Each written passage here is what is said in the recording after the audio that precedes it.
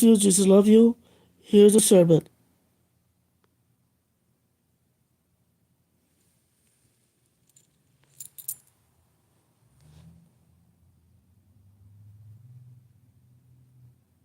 Merging, they're vanishing.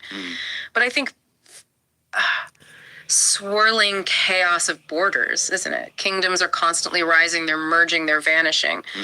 But I think few historical identities have gone through the kind of profound three-stage transformation as the one we're unpacking today. We're talking about Edom. It's an absolutely incredible journey. Edom doesn't just fade away. It changes its skin, its location, and its fundamental meaning. Right. It starts as this literal, geographically powerful kingdom defined by copper in what is now modern-day Jordan. Okay. Then that kingdom falls, and the identity shifts westward. It transforms into this contested cultural community we know as Idumea, down in southern Judea. And then the final bizarre twist. And finally, it ascends into this frightening, pivotal symbol in biblical prophecy, the ultimate location of divine judgment and, remarkably, of ultimate restoration. So that three-part evolution is our mission for this deep dive.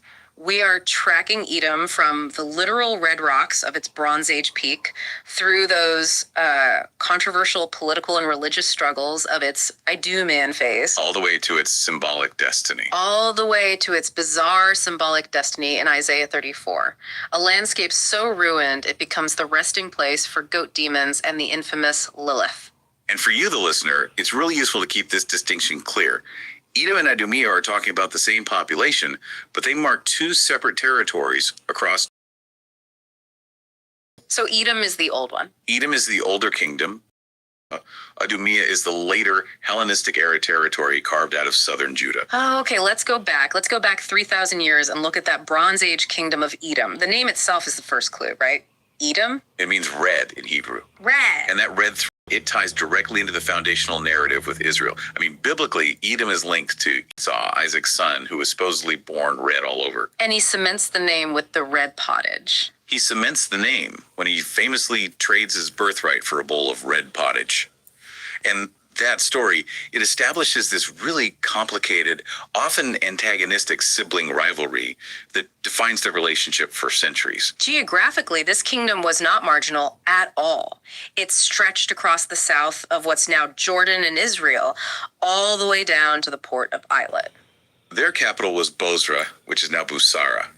But the defining feature of Edom, it wasn't politics, it was the global economy. You mean the copper? Exactly.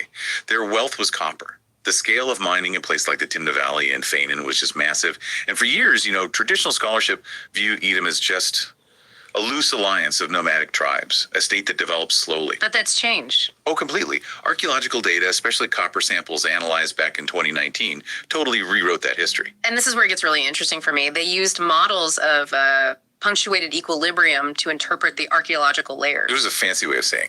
It's a fancy way of saying the kingdom wasn't gradually built. It was centralized, quickly and powerfully, somewhere between and it was likely sparked by the huge demand for copper during regional conflicts. It was a robust, centralized monarchy, fueled by what amounted to an industrial-scale operation. This was not a collection of tents. This was a state powerful enough to challenge the Israelites. And that challenge was constant. We see the conflict start really early when Edom refused Moses' passage through their territory on the King's Highway. Yeah, and that wasn't just a political refusal. That was an economic blockade. Right. The antagonism defined them. King Saul defeated them early on, but the major subjugation came under King David. His general, Joab, defeated the Edomites decisively in the Valley of Salt. And that just crushes them. It reduces Edom to a vassal state, ruled by Israelite governors. The contempt that the Israelites held, even after victory, was just visceral. You can feel it in the Book of Songs, where the insult is most physical. Moab is my washpot. Over Edom will I cast out my shoe. That phrase speaks volumes. Edom was treated not just as a conquered enemy, but as the ultimate symbol of subservience and scorn. It's a place you would step on to clean your sandal.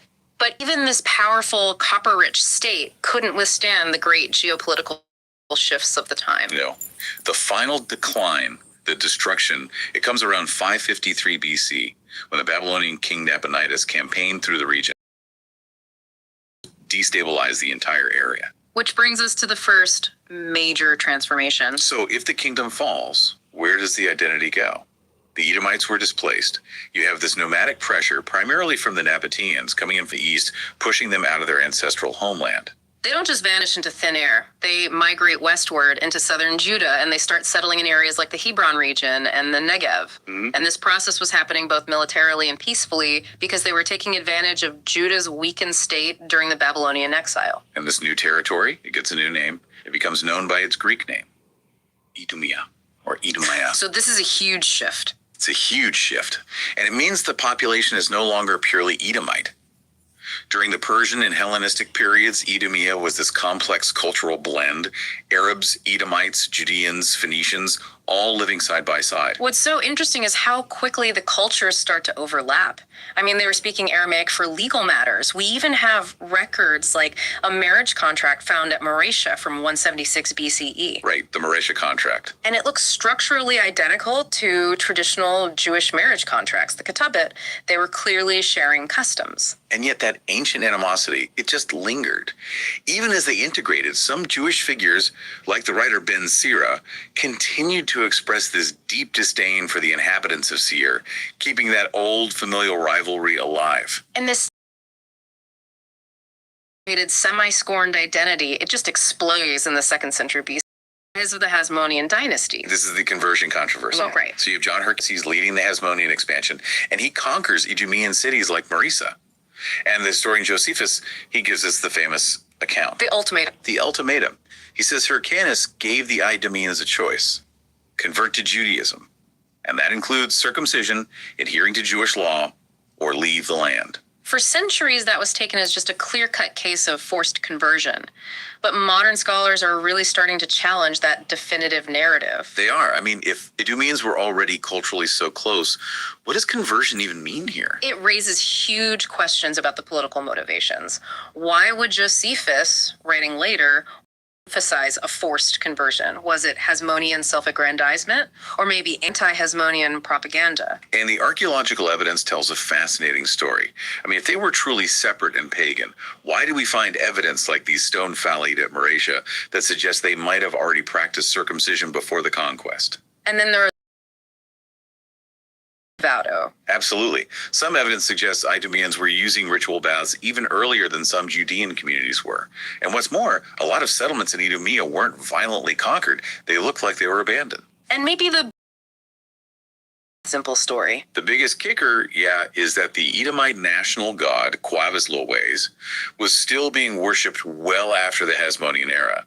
We see it in structures like the Herodian Kus sanctuary in Mamre. So instead of a single forced religious conversion, it was possibly more of a mandated political and legal integration. Precisely. It solidified an already merging cultural identity. They were forced into the political fold, which required adopting the Hasmonean version of Jewish law, but their internal religious and cultural practices, they took time to shift, if they ever fully did. And this contested identity, this Edomite root trying so desperately to prove its new allegiance, it culminates in the Herodian dynasty. Antipater the Idumean was the progenitor, and his son, of course, was Herod the Great. The great builder, the great survivor, the great tyrant. Herod's Idumean background was a stain that followed him his entire life. It was constantly used by his opponents. It's just a powerful illustration of the psychological complexity there. A ruler trying to cement his legitimacy with a culture that views his very lineage with contempt. Yeah, and we see that internal pressure playing out tragically during the First Jewish-Roman War. We know that 20,000 Idumeans joined the Jewish zealots during the siege of Jerusalem in 70 CE. That massive level of zealotry, it's often interpreted as an overcompensation. A ferocious attempt to finally demonstrate beyond any doubt their absolute dedication and proof of their Jewishness in the face of centuries of doubt. But this struggle for land and identity finally gives way to a destiny that is purely symbolic. And this is where we transition to Edom's final role, the symbolic locus of divine judgment, focusing specifically on the book of Isaiah. The shift between Isaiah 33 and 34 is intentionally devastating. After discussing God's plan for all nations, Isaiah 34 just singles out Edom for this oracle of God-ordained ruin. And this isn't just a military defeat. Oh no, this is eschatological, a final judgment. The land is described as becoming burning pitch and brimstone, destined for perpetual desolation. And to really underscore the vanishing of human society, the collapse of civilization, the prophecy names the creatures that will take over.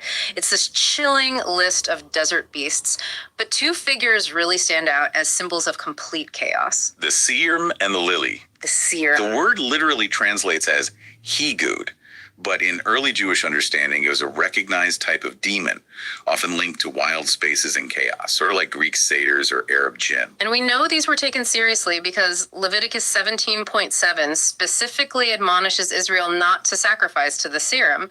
They represented these life-threatening forces outside the structure of the covenant. So their presence in ruined Edom reinforces the concept that the land is completely reverted to primordial chaos. It's unsafe. It's outside God's order. But the single most famous detail in this passage is the unique appearance of Lily, the night creature. Right. This term, sometimes translated screech owl or night monster, appears only once in the entire Hebrew Bible, right here in Isaiah 34.14. And that one reference is just loaded with cultural history. It is. It's drawing on Assyrian and Babylonian mythology, where the Lilitu was a terrifying female demon, often associated with endangering infants and nocturnal chaos. The prophet is using the scariest, most chaotic figure imaginable in his cultural landscape. So what's the theological point then? Why declare that Lilith finds her resting place specifically in Edom? Well, the prophet is making a dramatic statement about God's absolute power. He uses the most feared autonomous creature known, the embodiment of nocturnal terror, and he subordinates her to God's sovereignty. Edom is so utterly destroyed that even the terrifying forces of chaos find a permanent home there. It demonstrates the finality of the judgment. So Edom has gone from the color red to the symbol of absolute darkness and collapse. But the story doesn't end in chapter 34. No, and this is the core of the message. The very next chapter, Isaiah 35, offers this breathtaking reversal. It moves instantaneously from darkness and total ruin to glory and renewal. The contrast is clearly intentional. Absolutely. It's intended to show that God's warning of judgment is just as certain as his promise of salvation. The desert, the very land described as burning pitch, will suddenly blossom. The parched ground becomes a pool, and the promises become very concrete. Healing miracles are described. The eyes of the blind opened, the ears of the deaf unstopped. The tongue of the mute shall sing. And this creates an absolute expectation of messianic fulfillment. The language is key. The echo in the New Testament. A specific echo. When Jesus heals the deaf mute in Mark 7, the Greek word used for his speech impediment is mogilalos. And mogilalos is the same exact word. The same word used in the ancient Greek translation of Isaiah 35.6 to describe the tongue that is healed. It's a profound linguistic connection. It shows that the physical miracles of healing were understood as the literal fulfillment of the restoration promised right on the heels of Edom's judgment. The historical movement of Edom, which began on a major trade route, the King's Highway, concludes with an even greater route. The highway of holiness. A highway shall be there, and a road, and it shall be called the highway of holiness. It's the final triumph of order over chaos and light over darkness. The symbolic land of Edom, where the night creature Lily found her permanent rest, is ultimately redeemed to a point where night will be no more. The forces of chaos are permanently banished by this divine reversal. So we've tracked this identity through three major lives, from a powerful copper-producing kingdom rooted in the desert, to a politically contested cultural identity violently struggling for Jewish inclusion. And finally, to the symbolic ground zero of ruin, chaos, and mythological terror. But that chaos only served to define the absolute necessity and the certainty of the divine guarantee of restoration. The evolution of Edom and Idumea shows us that even the most adversarial, scorned, and unstable points in human history are framed by consequence and promise. Which leaves us with this final thought for you to consider. Why did the prophet choose Edom, a people that struggled so fiercely, so controversially, to shed its original identity and adopt the customs of its neighbor, to represent the ultimate point of judgment, yet simultaneously locate the highway of holiness right on its heels? What does this imply about how transformation, identity, and destiny intersect in the grand historical narrative? Welcome back to the Deep Dive. Today, we are getting into something pretty fascinating. We're looking at a single word found only one time in the entire Bible that has launched, entire mythologies. It really has. We're talking about the famous, or maybe infamous, Lilith. Exactly. And our mission today is to figure out what the Bible actually says versus what centuries of folklore and pop culture have turned this into. It's a great example of linguistic archaeology, really. You have to scrape away almost 2,000 years of tradition to see what was actually there at the beginning. That's our goal. Sorting the original scriptural context from all that cultural tradition. So for you listening, we're not just defining a word. We're trying to understand the bigger picture of night, darkness, and order in these ancient texts. And that's just so critical, because if you don't, you end up projecting all this later stuff back onto a text that was doing something much simpler and, maybe even more powerful. Okay, let's unpack this. Yeah. So we have to start with the source, the one and only piece of evidence. The smoking gun, so to speak. Yeah. It's in the book of Isaiah, chapter 34, verse 14. Right. And you have to understand the context of this chapter. This is a brutal prophecy of judgment against Edom, a neighboring kingdom. It's not just predicting a war, it's describing the complete reversal of civilization. It's turning a kingdom back into a primal wasteland. That's it exactly. The text paints this picture of absolute desolation. It talks about thorns taking over fortresses, a place completely abandoned by humans and just, given back to the wild. And in the middle of all that, in verse 14, we get this line.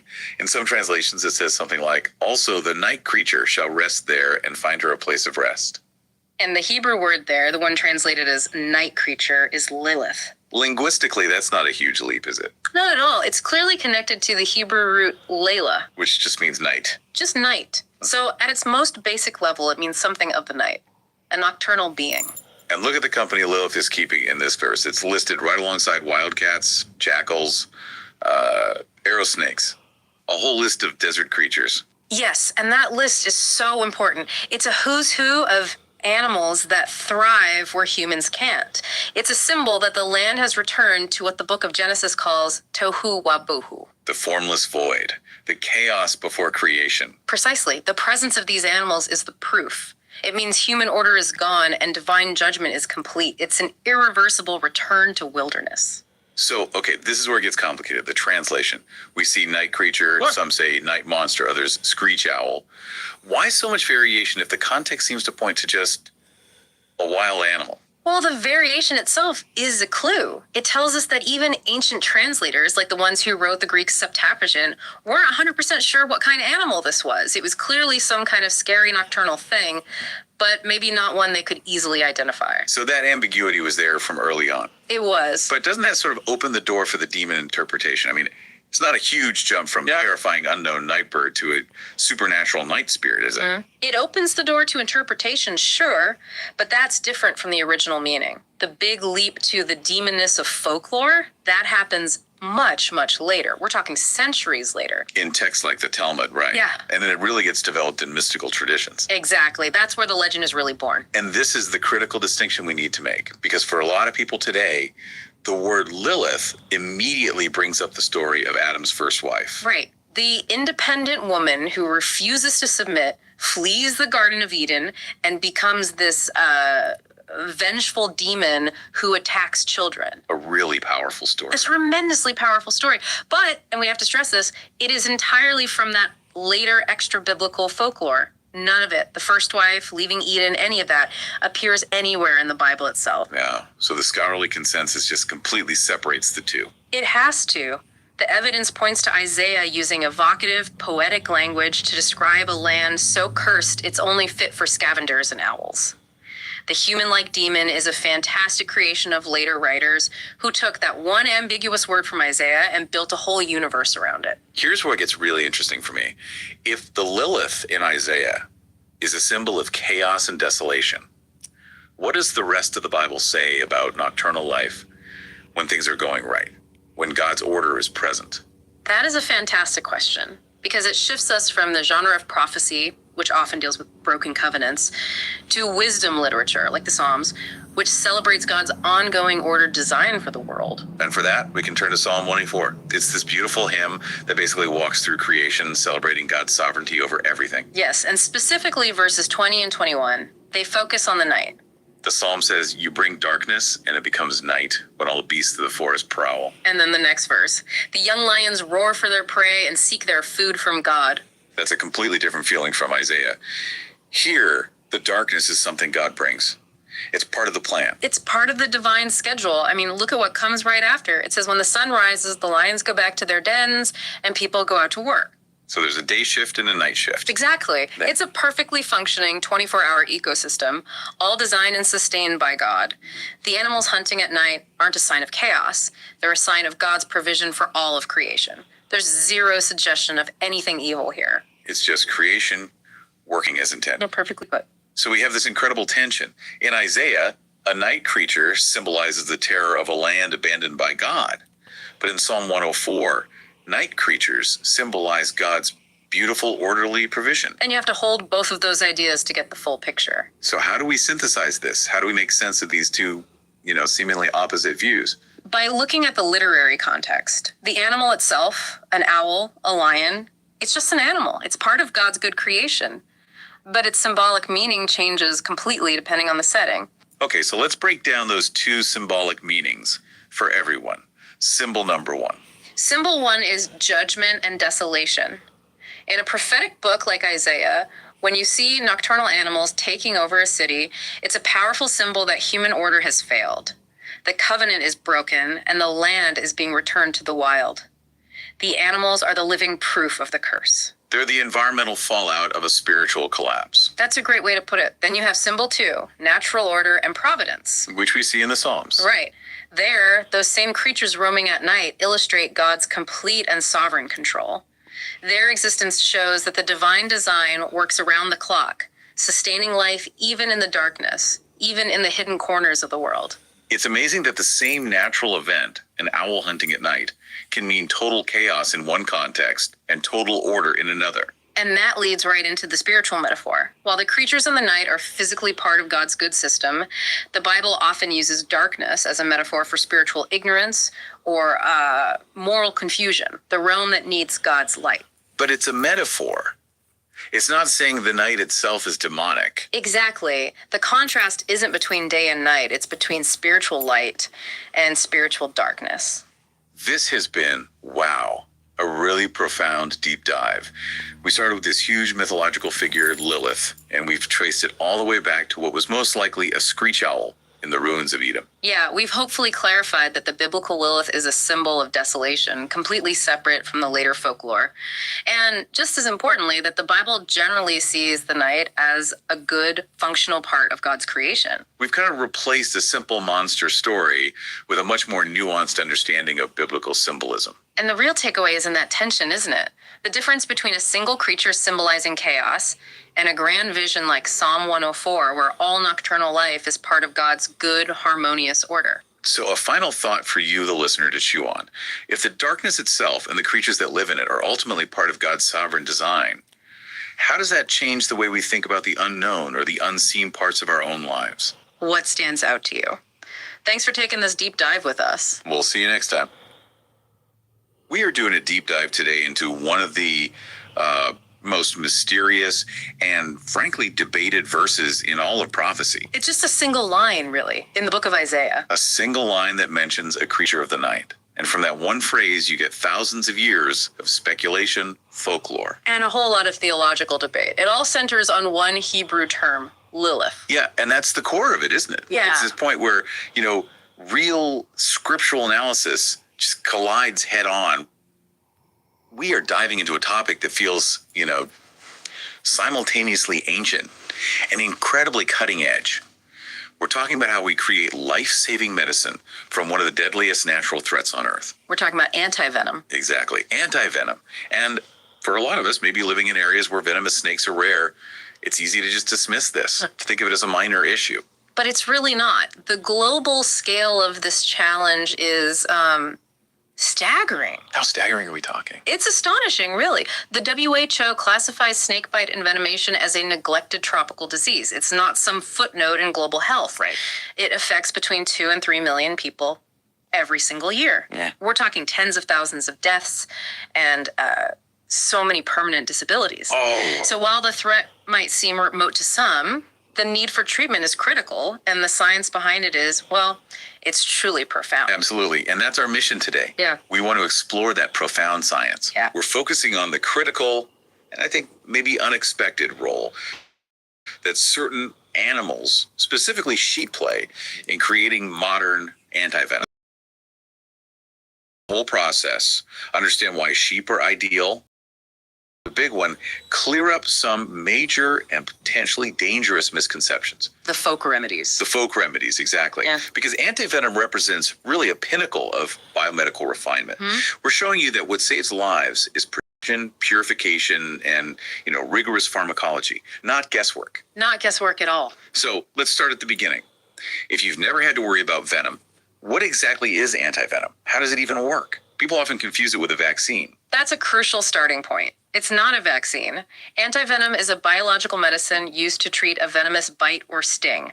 Think of it as a prepared, fast-acting defense system that we deliver directly to the patient. And it contains these special proteins, right? Antibodies. Yes, these are the real heroes here. Their job is immediate and vital. So what do they do once they're inside the victim? They bind directly to the venom toxins that are, floating around in the victim's system. They neutralize them. They just grab onto them? They grab on and take them out of commission before they can do any more damage to cells or nerves or tissue.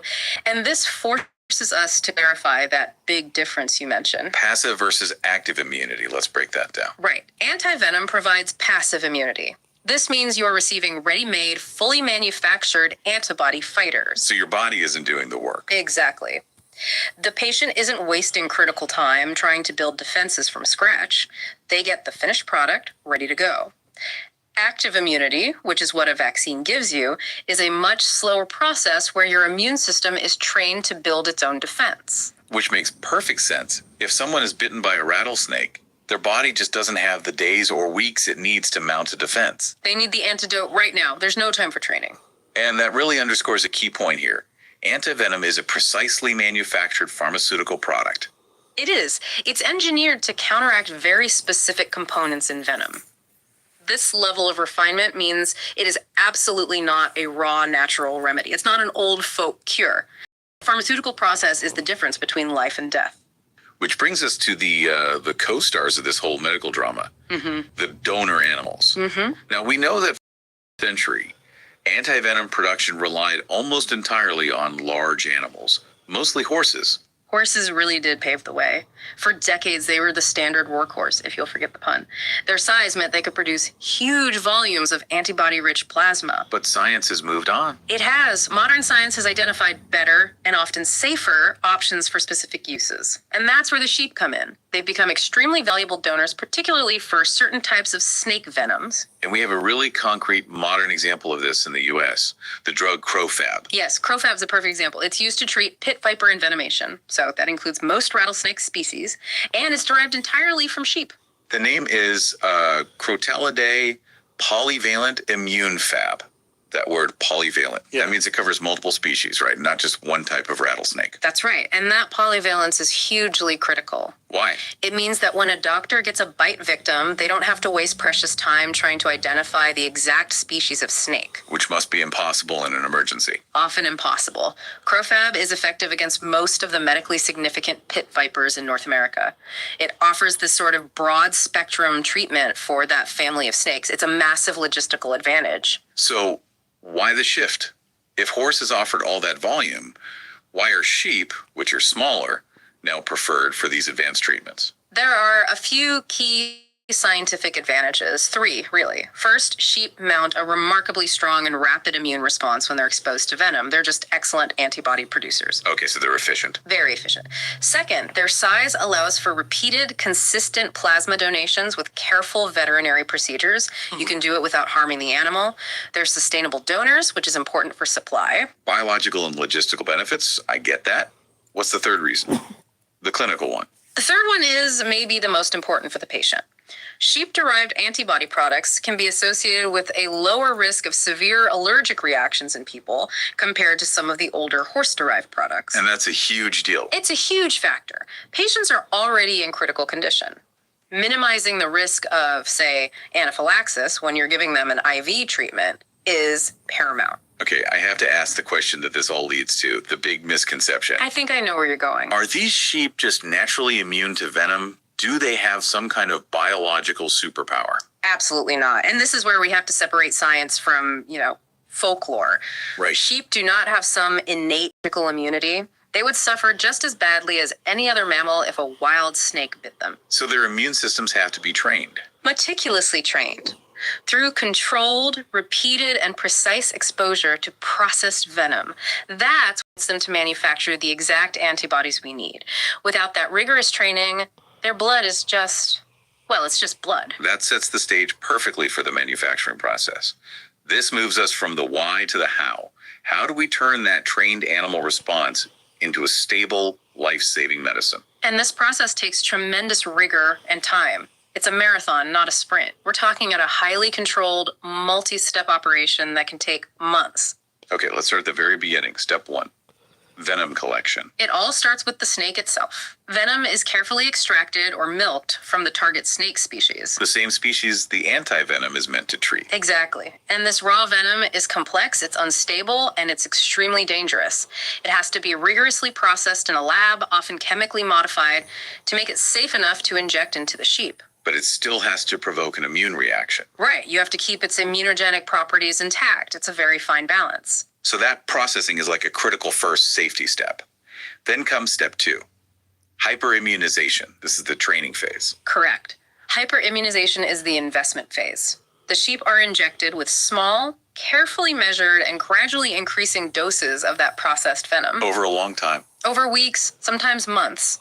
This slow, controlled increase is what stimulates their immune system, their B cells, just churn out massive amounts of those specific neutralizing antibodies. And once their immune systems are running in high gear, it's time for step 3, blood collection.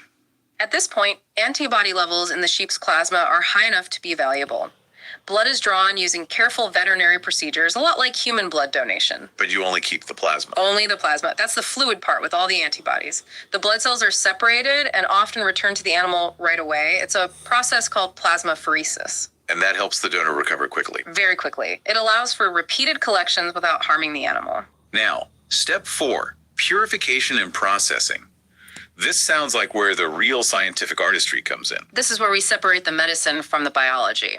And it is absolutely critical for efficacy and, patient safety. What does it involve? The plasma undergoes these rigorous purification techniques.